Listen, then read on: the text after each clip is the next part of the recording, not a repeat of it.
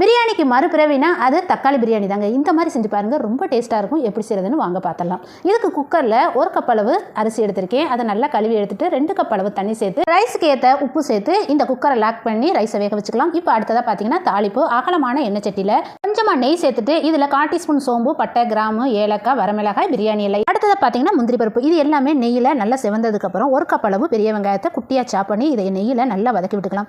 வெங்காயம் நல்லா வதங்கினதுக்கப்புறம் இதில் 1 ஸ்பூன் இஞ்சி பூண்டு விழுது, காரத்துக்கு மிளகாய்த்தூள், பிரியாணி மசாலா, 1/4 டீஸ்பூன் மஞ்சத்தூள்.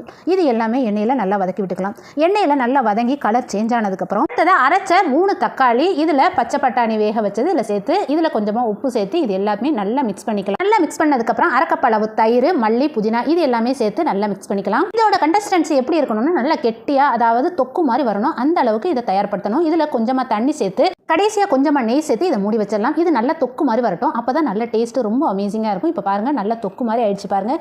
இதில் நம்ம வெந்த ரைஸை இதில் சேர்க்க போகிறோம். பாருங்கள், ரைஸ் நல்லா வெறையாக இருக்குது. அதை அப்படியே அதில் சேர்த்து நல்லா ஒரு மிக்சிங் கொடுத்துருவோம். இது எல்லாமே நல்லா மிக்ஸ் பண்ணணும். இதை சாப்பிட்டு பார்த்தீங்கன்னா அப்படி ஒரு டேஸ்ட்டு. கண்டிப்பாக நீங்கள் ட்ரை பண்ணி பார்க்கணும். பார்த்துட்டு எப்படி இருக்குன்னு கமெண்ட்ஸில் சொல்லணும். ஓகே, பாய். அடுத்த